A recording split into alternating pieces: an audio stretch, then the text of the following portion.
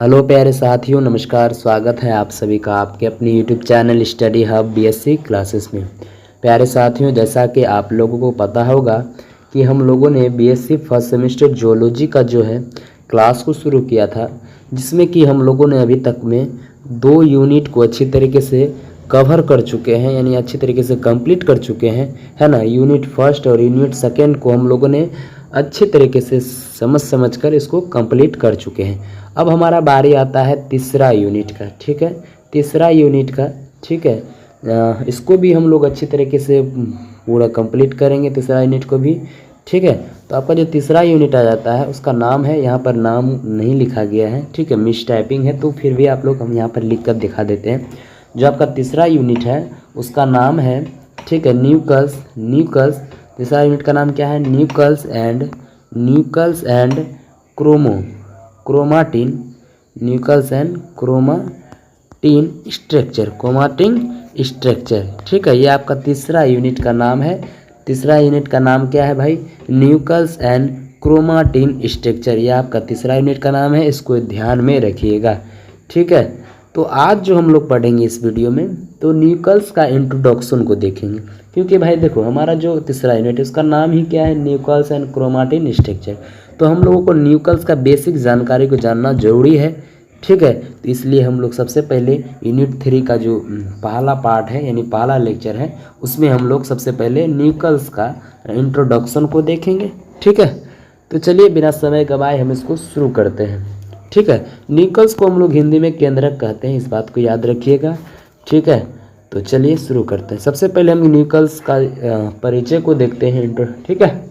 बोल रहा है केंद्रक कोशिका का सबसे महत्वपूर्ण कोशिकांग है। क्या बोला? कि केंद्रक जो है वो कोशिका का सबसे महत्वपूर्ण कोशिकांग है, ठीक है। इस लाइन को अब इसका मतलब समझिए। इस लाइन में सिंपल मतलब है कि इस लाइन का जो सिंपल मतलब है कि सेल के अंदर बहुत सारे क्या पाए जाते हैं? ऑर्गेनेल्स पाए जाते हैं, ठीक है। लेकिन उन ऑर्गेनेल्स में जो न्यूक्लियस यानी जिसको हिंदी में हम लोग केंद्रक कहते हैं, तो उसका जो है बहुत महत्वपूर्ण स्थान है, ठीक है। सेल में क्या है? न्यूक्लियस का बहुत ही महत्वपूर्ण स्थान है, इसलिए हम लोग इसे मोस्ट इम्पोर्टेंट ऑर्गेनेल कहते हैं, यानी अति महत्वपूर्ण कोशिकांग कहते हैं, ठीक है।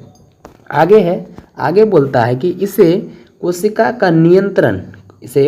का नियंत्रण केंद्र यानी कंट्रोल सेंटर्स या मस्तिष्क यानी ब्रेन ऑफ द सेल कहा जाता है, ठीक है। ब्रेन ऑफ द सेल कहा जाता है। क्या बोला है कि यहाँ जो 2 इंपॉर्टेंट टर्म्स हैं, यहाँ पर 2 इंपॉर्टेंट है इस लाइन में जो आपको अभी बताया। इसे कोशिका का नियंत्रण केंद्र या मस्तिष्क ब्रेन ऑफ द सेल कहा जाता है। तो इसमें 2 इंपॉर्टेंट टर्म्स हैं, पहला कंट्रोल सेंटर, दूसरा ब्रेन ऑफ द सेल।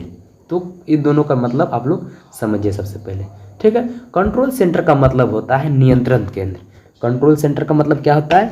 नियंत्रण केंद्र, ठीक है। और ब्रेन ऑफ द सेल का मतलब होता है कोशिका का मस्तिष्क।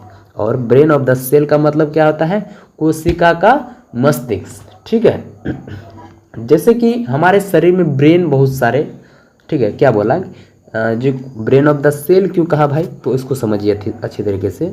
जैसे हमारे शरीर में ब्रेन बहुत सारे एक्टिविटीज़ को कंट्रोल करता है ना, जैसे हमारा जो ब्रेन है यानी दिमाग जो है वो बहुत सारे एक्टिविटी को क्या करता है? कंट्रोल करने में इम्पोर्टेंट रोल निभाता है। उसी प्रकार सेल में न्यूक्लियस बहुत सी सेलुलर एक्टिविटीज़ को क्या करता है?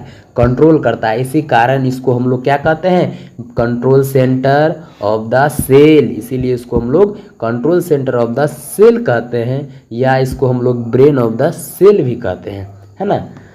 चलिए आगे हमारा क्या कहता है? आगे कहता है क्योंकि यह कोशिका का सबसे जैविक क्रियाओं को नियंत्रित करता है। वही बात है कि यहाँ जो बायोलॉजिकल एक्टिविटीज़ का मतलब है कि कोशिका के अंदर होने वाली विभिन्न जैविक क्रियाएं, न्यूक्लियस इन एक्टिविटीज़ को क्या करता है? कंट्रोल और रेगुलेट करने में इंपॉर्टेंट रोल निभाता है। यानी सिंपल लैंग्वेज में बोले तो न्यूक्लियस सेल की एक्टिविटीज़ को क्या करता है? कंट्रोल करता है, ठीक है। अब आगे है कि केंद्रक में जीव का अनुवांशिक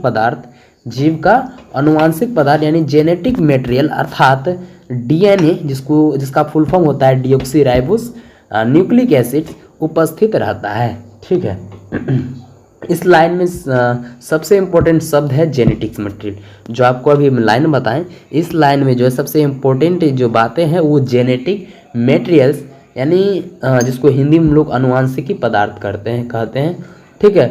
और यहाँ जो जेनेटिक्स मटेरियल के रूप में डीएनए का उल्लेख किया गया, तो डीएनए का पूरा नाम क्या हुआ भाई?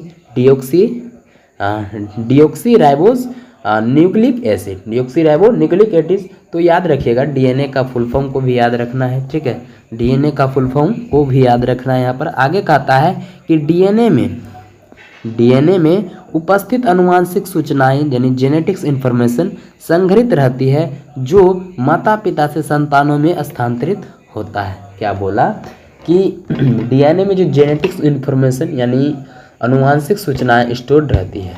क्या बोला कि डीएनए में जेनेटिक्स इंफॉर्मेशन क्या होता है, यानी आनुवंशिक सूचना स्टोर रहती है, और ये आनुवंशिक सूचनाएं जैसे कि माता पिता के संतान तक ट्रांसफर होती है। इसलिए डीएनए का संबंध हेरिडिटी यानी आनुवंशिकता से बहुत इम्पोर्टेंट है। ठीक है। अगला लाइन क्या बोल रहा है? अगला लाइन है कि केंद्रक कोशिका की वृद्धि, ग्रोथ विभाजन जिसको इंग्लिश में सेल डिवीजन कहते हैं। ठीक है। प्रोटीन संश्लेषण, चयापचय, प्रजनन तथा आनुवंशिक गुणों के संचरण को नियंत्रित करता है। ठीक, संचरण को सबसे पहले यहाँ पर ग्रोथ, सबसे पहले बात हमारा क्या आता है भाई? ग्रोथ यानी वृद्धि। ठीक है। तो न्यूक्लियल सेल की ग्रोथ से रिलेटेड एक्टिविटीज़ को क्या करता है? कंट्रोल करने में इम्पोर्टेंट है। दूसरा आता है हमारा क्या? सेल डिवीजन यानी विभाजन जिसको कहते हैं। ठीक है, सेल डिवीजन यानी कोशिका विभाजन। ठीक है। तीसरा आ जाता है प्रोटीन संश्लेषण। तीसरा क्या आता है? प्रोटीन संश्लेषण यानी प्रोटीन संश्लेषण। चौथा आ जाता है मेटाबॉलिज्म। चौथा क्या आ जाता है? मेटाबॉलिज्म जिसको चयापचय कहते हैं। ठीक है। पांचवा आ जाता है रिप्रोडक्शन। पांचवा क्या आ जाता है भाई? रिप्रोडक्शन जिसको हिंदी में हम लोग प्रजनन कहते हैं। और छठा आ जाता है आनुवंशिक गुणों के संचरण यानी इनहेरिटेंस को नियंत्रित करता है।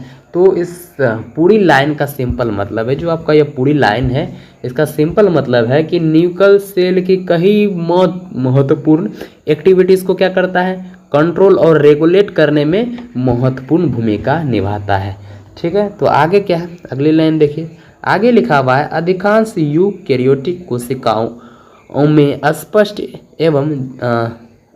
एवं झिल्ली से घिरा हुआ केंद्रक पाया जाता है, जबकि प्रोकैरियोटिक कोशिकाओं में वास्तविक केंद्रक नहीं होता है। क्या बोला? हमें यहाँ पर जो है दो प्रकार के सेल समझनी है जो इस लाइन में है। इस लाइन में हमको दो प्रकार के सेल को समझनी है। पहला यूकैरियोटिक सेल, दूसरा प्रोकैरियोटिक सेल।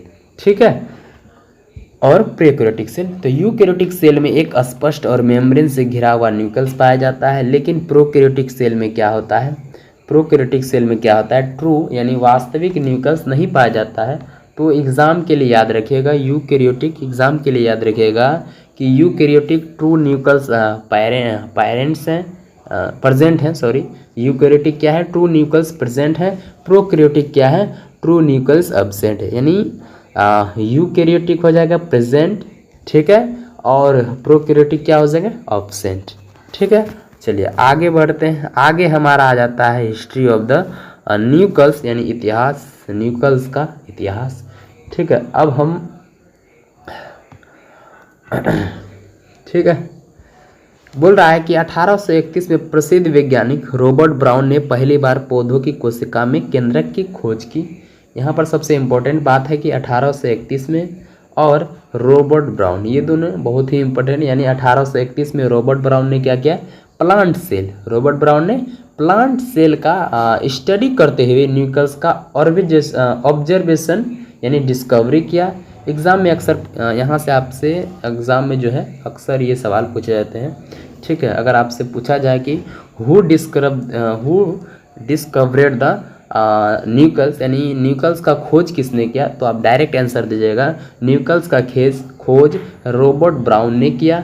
ठीक है, और अगर पूछा जाए कि कब किया गया यानी न्यूक्लियस का खोज जो है व्हेन यानी कब किया गया, तो 1831 में किया गया। इन दोनों बातों को आप लोग ध्यान में रखिएगा ठीक है। अगली लाइन है आगे, आगे है कि बाद में वैज्ञानिकों ने सिद्ध किया कि केंद्रक ही आनुवंशिक सूचनाओं का मुख्य केंद्र है। ठीक है, इसका मतलब है कि बाद में साइंटिफिक रिसर्च से न्यूक्लियस और हेरिडेटरी इंफॉर्मेशन के बीच इम्पोर्टेंट रिलेशनशिप स्टेबलिश्ड हुआ कि यानी न्यूक्लियस जेनेटिक्स इंफॉर्मेशन को क्या करता है, क्लोजली रिलेटेड है।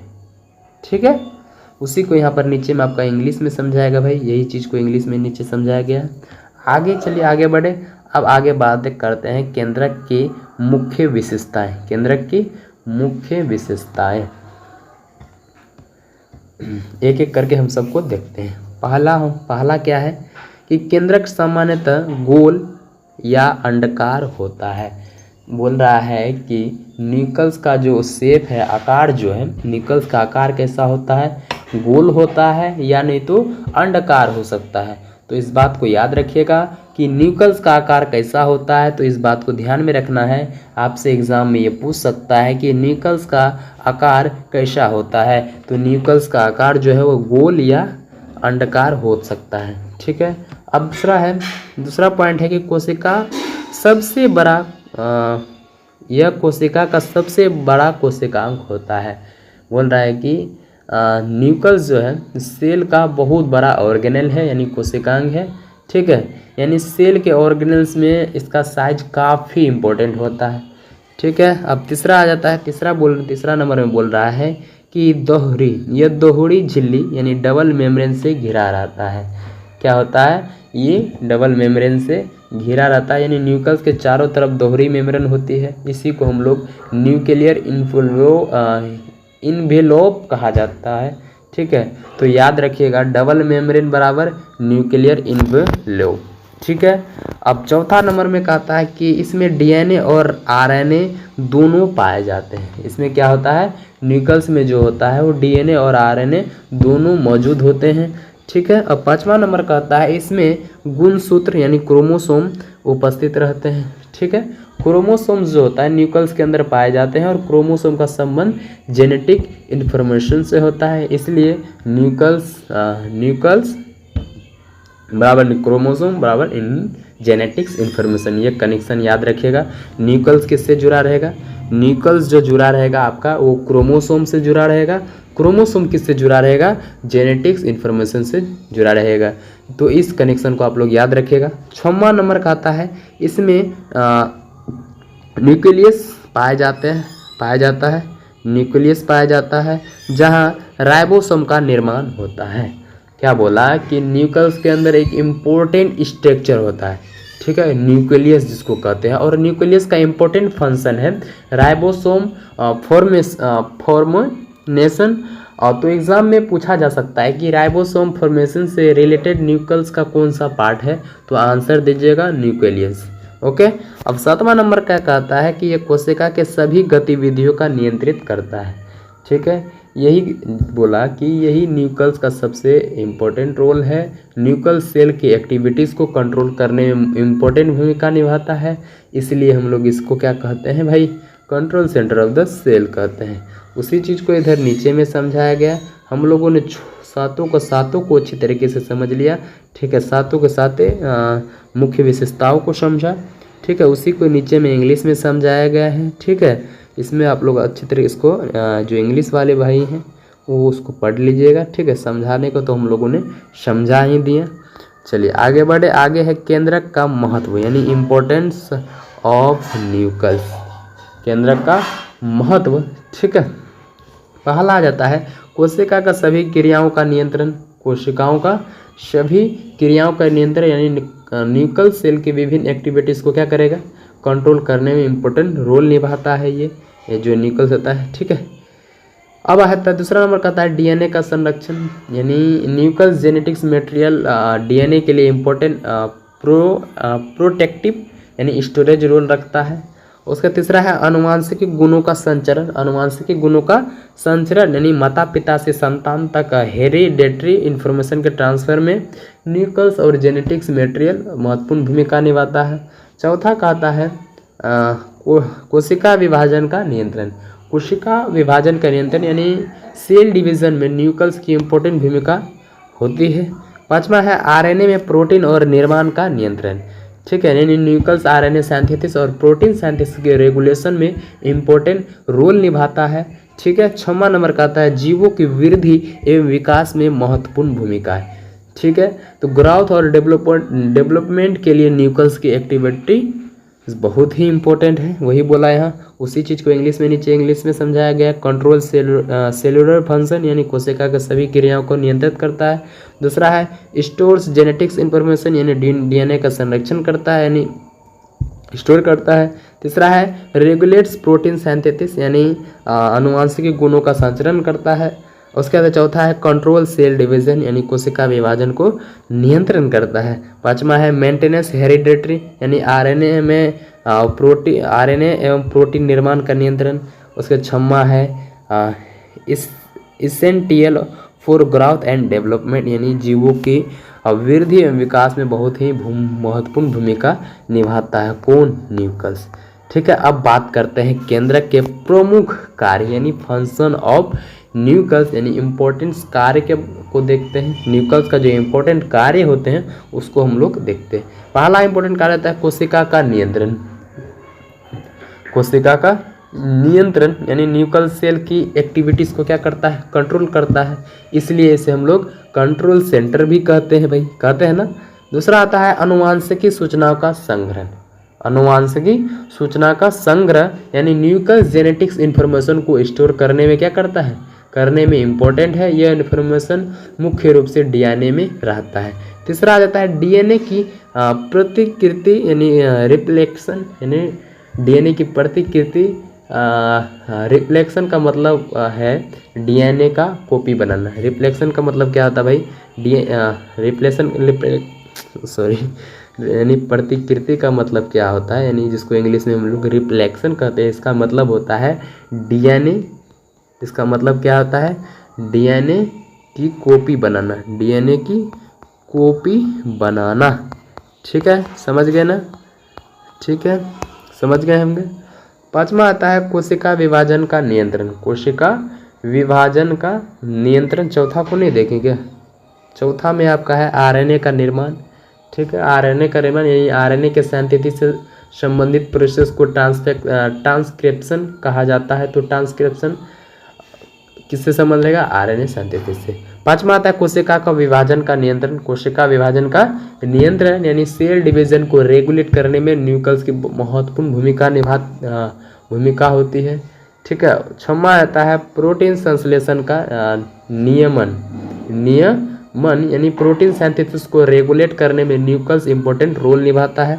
सातवां है वृद्धि एवं विकास का नियंत्रण यानी सेल और ऑर्गेनिज्म की ग्रोथ तथा डेवलपमेंट में न्यूक्लियस इंपॉर्टेंट भूमिका निभाता है, ठीक है। उसी चीज़ को इधर भाई नीचे में इंग्लिश में समझाया गया है। आगे बढ़े, आगे तो हमारा कुछ नहीं है, ठीक है। तो आज के लिए इतना ही, मिलते हैं अगले वीडियो में, ठीक है। तो दोस्तों आज हम लोगों ने इतना ही पढ़ा है और मिलते हैं हम लोग अगले वीडियो में, तब तक के लिए जय हिंद जय भारत।